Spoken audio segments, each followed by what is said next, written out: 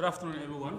Welcome to Football House, another press conference where Scorpions coach Jonathan McKinstry will announce his final players that will represent Gambia in the upcoming FIFA World Cup qualifiers.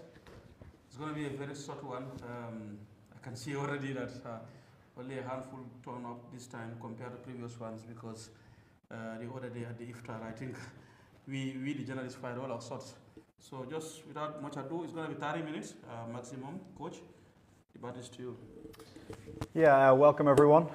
Thank you again for turning up. It's good to get the information out to all of our supporters and sort of stakeholders around the country. So obviously the upcoming games, two important World Cup qualifiers against Kenya and Cote d'Ivoire. I know there'll be plenty of questions about those two opponents, two very different opponents, different sort of games we're expecting. And yeah, we've been quite pleased in terms of the squad we've been able to select. Obviously, we released the provisional squad earlier in the week in terms of those who were right on the cusp of being selected. And then we've informed those that are in the final squad this morning of who sort of made the cut and who would have to wait for another opportunity. So in terms of the squad itself, goalkeepers, Ibrahima Jarju, Sheikh Sibi, Musa Dibaga, who's coming in for the first time. Defenders, Omar Gay returning to the squad, Joseph Cisse, Dadi Duduge, Omar Colley, Mamadou Lion Njai, and Sheriff Sinyan returning to the squad. Midfielders, Sekou Toure, who potentially could make a debut, Ebu Adams, Abubakar Bari, Alassane Mane, Mamadou Badjo, Ibrahima Darbo, and Ablai Jallow. And then forwards, Musa Barrow, Aliou Fadera, Jibril Silla coming in for the first time, Yankuba Minte, Abdoulaye Sanyang, Ali Sow, Abdoulaye Cisse, and Alassane Jatta. So that's a 24-man squad, which has 3 new faces in it in terms of Jibril Silla, Sekou Toure, and Musa Dibaga. Yeah. Thank you, Coach. We go straight into the question and answer sessions. If you want to ask a question, just introduce yourself, your medium, and then you ask a question. Yeah, Coach, my name is Ibrahima Jatta, calling as Campo from Star TV. This is the World Cup final, but we don't start very well because out of four games, we managed to have only 3 points.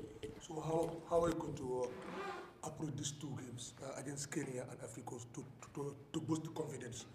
Although there's no pressure on you to qualify by force for the World Cup, but what are your plans in these 2 games to try and gain the confidence to have a very reasonable performance, at least possibly 6 points? When we have 4, that is good. Then we started there. Maybe other results can go other way. So what are your plans for these two games, especially Kenya, then next to Cote d'Ivoire? Yeah, thanks. So they're 2 very different games, I think is the first thing. Kenya, obviously, both teams ranked above us, so we have to take them both very seriously. Obviously, Cote d'Ivoire are in sort of the 40s, I think maybe 45, 46 in the world. Kenya around 105, 108. So both ranked above us. So we have to take both games very seriously. The idea that it's very easy to look at Cote d'Ivoire as the second game and think that Kenya might be more simple. It's not necessarily true.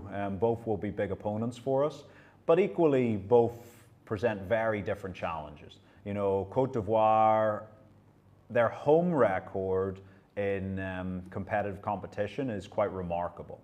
You've got to go back to 2017 for the last time that Cote d'Ivoire did not win a home qualifier. So in World Cup or AFCON, that's, 5, 6, 7, 8 years. Yeah, so 8 years since they last lost at home in a competitive game. Even draw, no draws, all wins. So we know the Cote d'Ivoire game will be incredibly difficult. However, we feel we have the players that will make life difficult for them. Much like we did in Tunisia in the last game, we feel that we have the opportunity to go away to these historically strong nations on the continent and cause them problems. But before that we have Kenya, and Kenya is an interesting one because Kenya for the last 5 years, they've drawn a lot of football matches. You know, I think in their last 20 games, they've drawn 10 of them. They've lost 6 of the last 20 competitive games. but a lot of draws. Now, if you'd asked me 6 months ago, I would have said we're expecting a Kenyan team who will sit in a low block, defend, and try and win off a corner, off a set piece. That's what the former coach's strategy was. He didn't really let the team come and play. They were a very defensive-minded team, and you couldn't even call them previously a counter-attacking team. They very much wanted to get a goal off a corner, off a free kick. But it's a new coach. It's a new era in Kenyan football. Benny McCarthy has obviously taken over recently. And historically, Benny's teams, if you look at his teams in South Africa, whether it was Amazulu, whether it was Cape Town, his teams have historically wanted to press more, wanted to be more attacking. He was obviously a very talented footballer himself.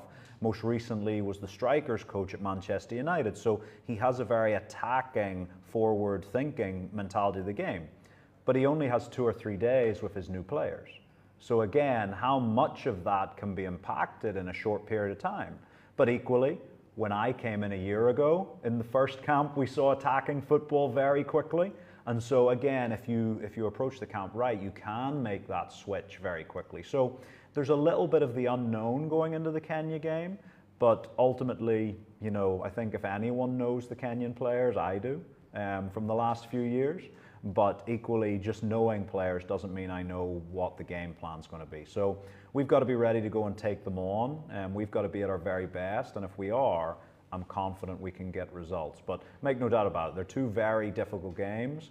But overall, we're looking to take a step forward in our performances. We're looking to tidy up some of the errors we've made in recent games, and we're looking to increase on the positive work we've seen over the last 8-9 months.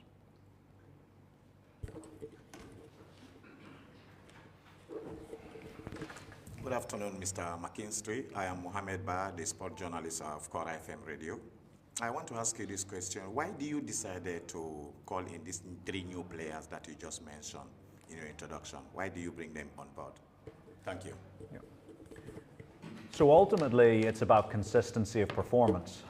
So new players pop up all the time. I think the idea that in the Gambia we have a lot of players who, you know, go out there into the world. You know, we've even seen over the last few months a high number of young, talented players leave these shores to play in the professional game. And naturally, you make 1 or 2 appearances initially and you start breaking through. And sometimes I understand that you see an exciting young player and he's made a few appearances and you think, oh, we want to see more of him. But for the national team, in general, we want consistency of performances. It's not good enough to put 3 or 4 games together. It's about long term.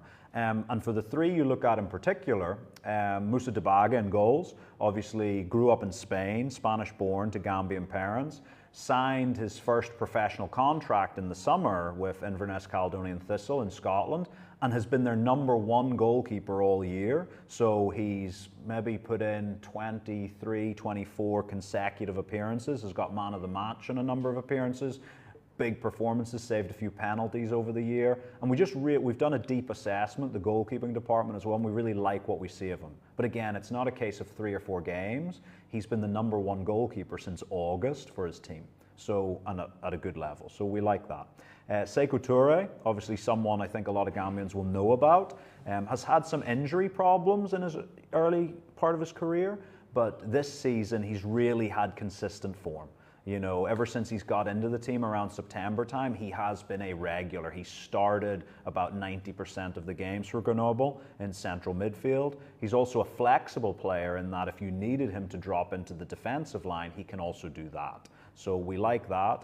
And then in Jibril Silla, he's a player who this season, you know, in Tanzania has had a really consistent run of form. And I think one of the things we've been really pleased about is he's been playing regularly for about, let's say 12 or 13 months now. But what he's added to his game in the last 2 to 3 months is goals. You know, before he was maybe getting 1 goal here, an assist there, and over 10 games, maybe a goal and a couple assists.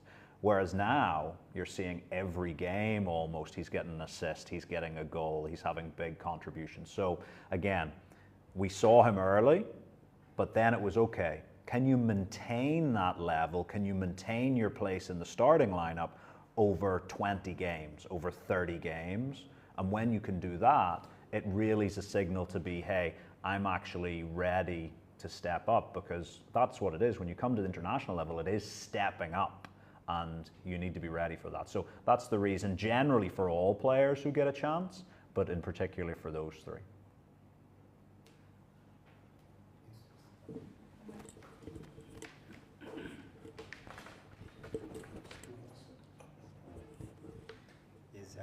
Good evening. Good afternoon, Coach. I'm Johny from Capital FM. Well, in your last two outings, we've seen Barry played a very, very crucial game, Bajo, and one can assume that in the future we have two great protagonists for that midfield, because when they came on, they really added ball retaining ability, and going forward, we were absolutely brilliant. How much are you counting in these two players and maybe the others coming up, the likes of Sekou and others, for the future of Gambian football? Because we've had a very good number of good players that have done well, taking us to the highest possible level. But football is about the future, it's about what you do today and what you're going to do tomorrow. And these young guns, as you've said previously, are brightly earning their spot to be called consistent. How much are you counting on them? Well, look, I think one of the things is, you know, you sort of had two things in what you were saying there. You sort of said football's about the future, and then you're saying football's about today. It can't be about both things. You know, for us, it's a very much, the primary thing is about today. Can we perform today? And then we have a second eye on the future as well.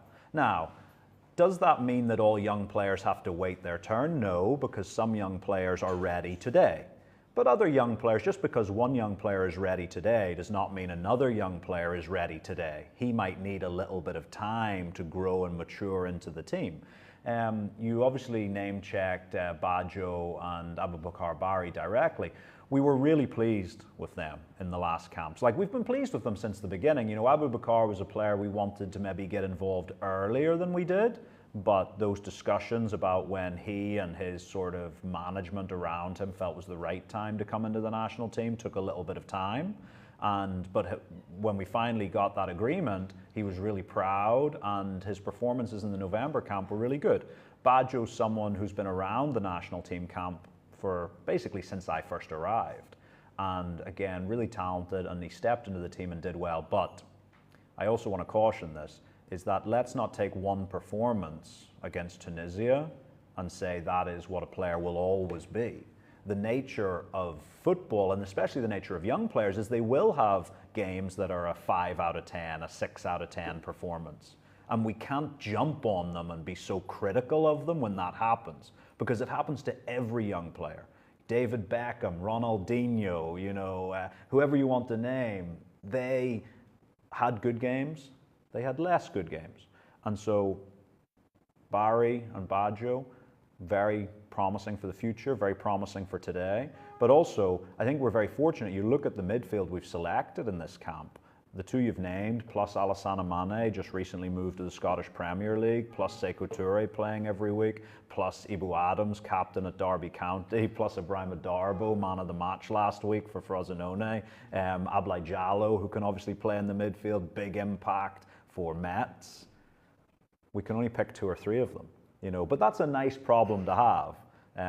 But we'll always have maybe a difference of opinion of which 2 or 3 should play, but at least we have that positive problem, as I like to call it. Yeah.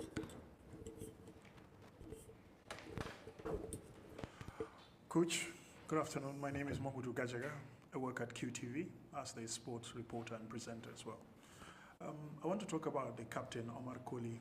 Since he's moved from Besiktas to the Greece Superliga, he doesn't get that much game time in terms of performances, although in one of the Europa League matches where his team played against Manchester United, we saw his performance was very good.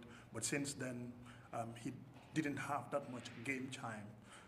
Is this a little bit worrying for you as far as the team is concerned? Your captain not having enough minutes at his club? So I think your observation is a fair one in terms of, obviously Omar's moved PAOK in Greece, a big, big club. And you can just look at their squad list. You know, they're very active in the transfer market. They've got a lot of players. And look, every coach has his own approach. And there's no right way or wrong way. Someone said it to me last week as we're all trying to add up to 10, and maybe I do 5 plus 5 and you do 8 plus 2. We all get to the final thing of 10. And so there's no right way. At PAOK, it's very clear that squad rotation is a big thing. You know, they can win one game with one set of players, and then the next game, when I might keep the same team, the coach there prefers to rotate and maybe change 4 or 5 of his players. Now, what that's meant is that Omar has played less minutes this season than maybe any of the last 10 seasons that he's played. But the good thing is, you know, Omar's the ultimate professional. You know, we know, even though he's not in the lineup every week for PAOK, that he's looking after himself. I talk to him on quite a regular basis to keep up to date with where he is on things. And yeah, so if it was a younger player or a player who maybe was a little bit more casual in how he looks after himself, there might be more of a concern. But for Omar, we know how serious he is about his role with the team. Would I prefer him to be playing more minutes? Absolutely, absolutely. But in the short term, it's not so much of an issue for us. We'll deal with the long term when that happens.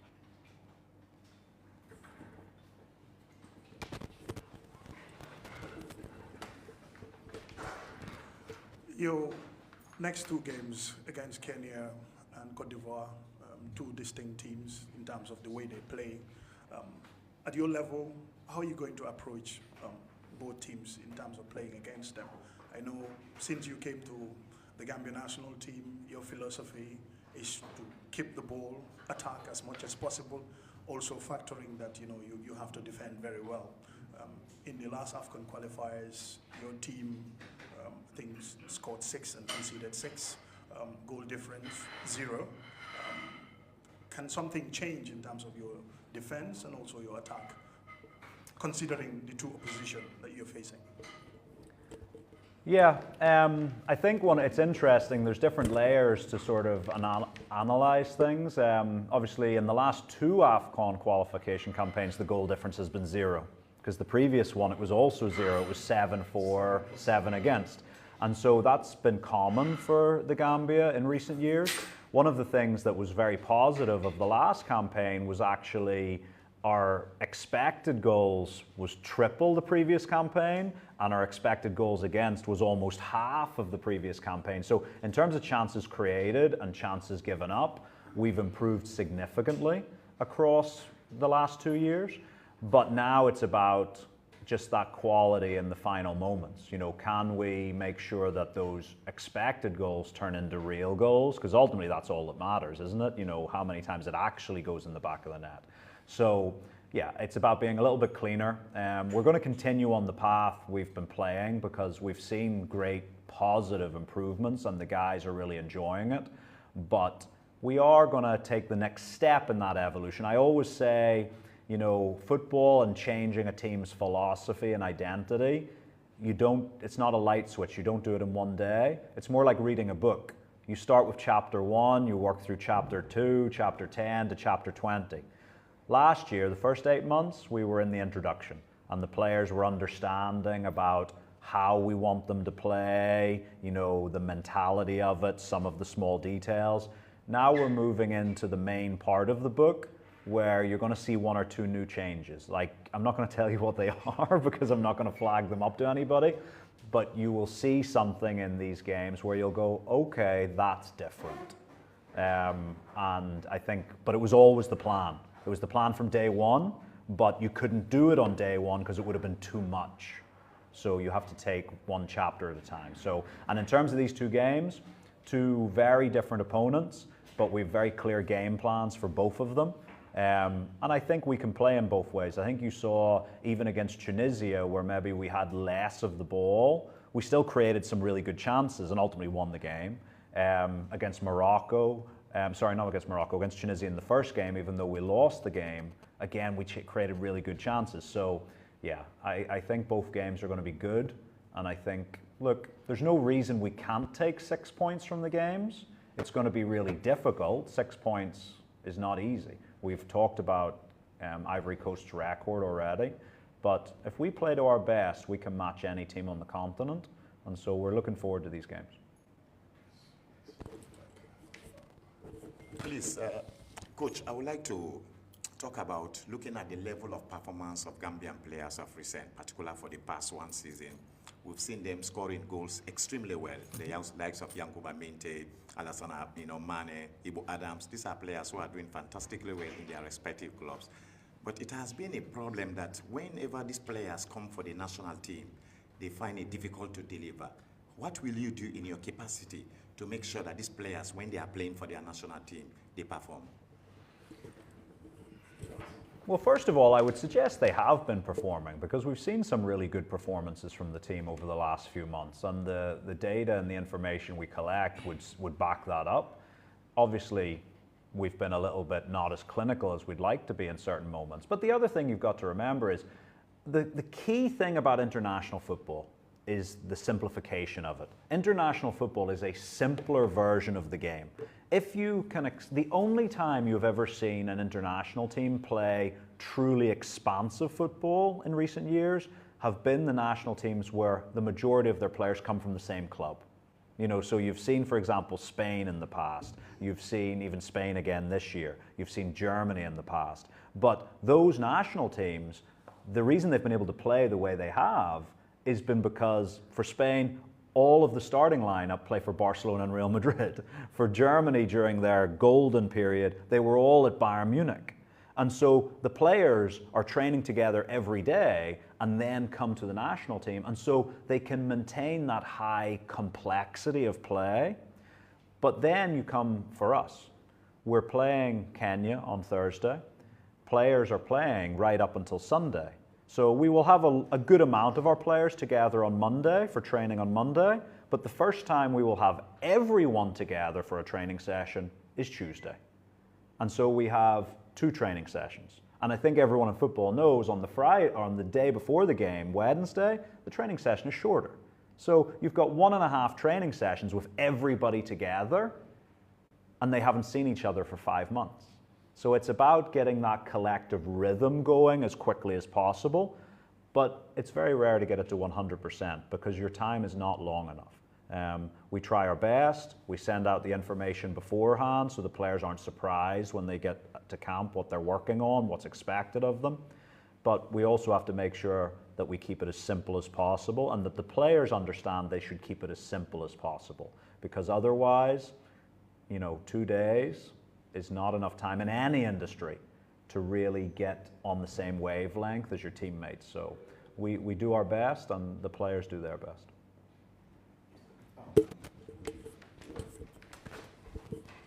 Yes, Coach, just a follow-up. He was talking about the players performing at the same level, which is always very difficult. We've seen that many times. National teams, whether it's in Africa or in Europe, you can be the best player at your club, but if you come to the national team, it's a different philosophy altogether. Now I'm going to talk about the attitude of the players. I've watched Gambia's national team play in recent years many times. In your previous games, there are matches where players play.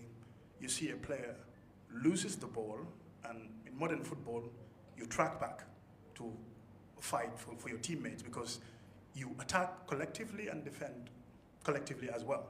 So if you lose the ball, you don't track back, and that is happening like, let's say, frequently in the game, maybe 2 or 3 times you'd see one player doing it. How do you address those kind of things, players' attitude towards the game? Well, first of all, if it only happens 2 or 3 times in 90 minutes, I wouldn't call that frequently. I would agree I don't want it to happen any time in 90 minutes. And look, the nature of it is you're absolutely right. When we want players to be all action all the time and, responsible for themselves and, take ownership of their performance. And I think 99% of the time, the guys we have 100% do that. Is there moments where people are maybe fatigued or maybe people become frustrated because the game's not going the way they want it to go, and for a split second they're not switched on to do the thing they need to do? Yeah, it happens. You can watch Manchester City or Liverpool and it happens. The nature of it is when it does happen at this level of the game, your opponents are of such a high quality that they're 3 or 4 meters away from you and it's gone. You know, you don't get the chance to get back and recover. So yeah, I don't think it's a thing. It's not one of the things that we look at and think's a major issue. Is there moments where we see occasionally these things happen? Yeah, and that's been the same for my entire career. You see it happening occasionally. You highlight it to the player very clearly. We're not embarrassed to show someone in front of other people, hey, this. And in fact, I even remember ahead of I think it was ahead of the Tunisia game, I'm looking at Alaji here, but in the meeting we highlighted a video where someone did not do their job and we conceded a goal. And you know, for a second ball situation, and that player had to take ownership of it and learn from it. And if that happens, if they learn from it, then it's actually a very positive thing in the long run. But if they don't change, if the same person were to continually be doing it, then probably they wouldn't be around the team very long. But I don't think it's a major issue. Final question, Sir? Coach, you've gone through the entire qualifiers of the African Cup of Nations, some couple of games in the World Cup qualifiers, now continuing with the World Cup qualifiers. How far have you gone with your team playing the way that you want them to play in terms of evolution and going forward? How close are we to seeing a Jonathan McKinstry team doing what he expects them to do and, of course, having all the things that you want them to do? I think already you see a Jonathan McKinstry team. I wouldn't give away ownership of what we've done. So I don't want anyone to turn around and say, oh, the coach doesn't take ownership of the last few games. Not at all. You know, what I have asked them to do, they have done. You know, have I been happy 100% with everything? No, there's areas to improve on. There's areas where people maybe need a bit more clarity and understanding or performance. But it's very much a Jonathan McKinstry team that you're seeing out there at the moment. This next stage of the evolution, I think, is key in terms of really taking us to that higher level. You know, I think in terms of understanding of how we want to play, in terms of the character and mentality of the players and how they go about the game, it's all, I'm liking what I'm seeing. I just think the next tweak that you're going to see is really the next tweak is about taking our playing style and matching it up as close to perfect as we can with the players we have available to us. And so that's the big step. You just couldn't do both at once. You had to do one. And so we decided to go for how we want to play, and now we're going to get into the bit more of the strategic, these players, this is how we really maximize it. So it's definitely a Jonathan McKinstry team, but I'm really excited about the next few games in terms of taking the next step in the process. I'm sorry. It's all right, they've got a couple of minutes. So Got 2 minutes. we'll take one more question. You've already asked. Let's give him the chance now. We said 30 minutes. Let's stick to that. Yes.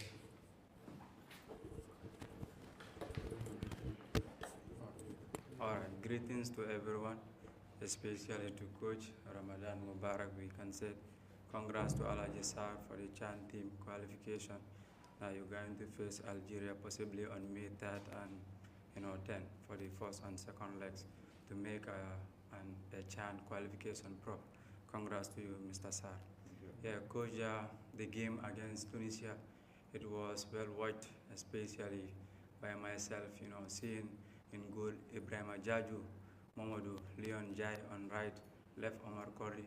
The right back you have like Joseph Cisse, on the other one Ibu Toure, then you have Abubakar Bari together with Mahmoud Bajo. Then, yeah, that's the fixture. Yeah, just allow me please. Thank you. On right side you have Minte, left you have there Abdullah Sanya, you have Musa Baro attacking midfielder. It's like a 4-2-3-1 formation. Abdullah Cisse occupying the front. That was well watched. That was a brilliant formation. The lads, they really delivered, especially in the first half. So I just want to understand whether, like in future, we are going to see a starting 11 of that caliber that can go to an unknown territory, knowing that it is a hostile ground, that they can go and play a free-flowing attacking football, win, even though the second half might not go according to plan. Secondly, you are facing Benny McCarthy, 47-year-old. He played for Porto. You understand? He understands the game, South Africa International. Then he coached Cape Town City. He also coached, Amazulu of South Africa. So a host of other teams. So like, what's the feeling behind you meeting this 47-year-old man, knowing that it will be his first game, since he will be there until 2027, coach? So I think, look, in essence, yeah, the game against Tunisia, to refresh on that, was a good performance. You know, I think we've seen a lot of good performances. I think in Tunisia it came together quite well. The players, you know, like, the thing about it is, with our games in the last campaign, it's so easy to focus on the Tunisia game because of the result. And I understand that. I completely understand that because football's a results business.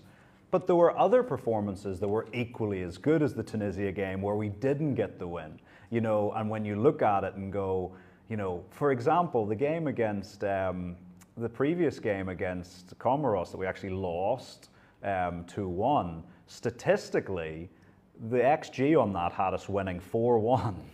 You know, so again, performance-wise, there was a performance there. You don't get those sort of, those metrics without having a good performance. So the performance in a number of the games we were very pleased with. I think the big thing for Tunisia was, and you can correct me if I'm wrong, I think it's the first time in recent memory, if ever, that we've went away to a major nation on the continent and won. We've obviously had good results against Tunisia in particular at a tournament, at a neutral venue, but to go away into someone else's house and take all 3 points from them, I'm not sure we've done that previously against a Tunisia, Morocco, and Egypt, Ghana, Senegal. The results have came on neutral territories or at home. So that's a big moment for us, and it will give us confidence going into the Ivory Coast game to say, hey, doesn't matter who the opponent is, doesn't matter that we're in their house, we can come and play with confidence, and so that's always very good. And in terms of formations, you know, look, we always say a formation is how you stand at kickoff. You know, a formation is how you stand at kickoff because, you know, you can talk about, you know, 4-2-3-1 or 4-3-3, but in the attacking phase, you might have Joseph Cisse and Ibu Toure up in the attacking line. So in the attacking phase, it might be more of a 2-2-5 or, you know, a 2-3-5 formation. So the game ebbs and flows like that. And yeah, look, ultimately, it's the players we have available. It's about what we can do. It's about the strengths and weaknesses of the opposition. We make little tweaks every now and again. And so, yeah, we're confident going into the games. And in terms of the Kenya coach, you know, he's obviously an experienced coach. He's had a few really good positions in the South African League, obviously with Manchester United most recently. We've said already in the press conference, I know the position he's in now because it's his first time with a national team coaching, and the time is very short. It's completely different than being a club coach. And, you know, I know because I don't know him personally, but I know from his record that he has quality as a coach. And so I know they'll be doing a lot of hard work over there in Nairobi, preparing for the games, and they'll want to start well. And so, but for us, it's about the 11 players on the pitch. A new coach doesn't change the players on the pitch too much. And so, man for man, can we make sure we're better on Thursday? And can we make sure we have a good performance? And if we do that, then I think 3 points aren't far away. Yep. All right, thank you everyone for coming. With that, we've come to the end of this press conference, and we wish the team the very best of luck in these qualifiers. Coach, I mean, if you have any final words No, we're all in the good. absence of that, thank you everyone for coming. Thank you. Thank you, guys.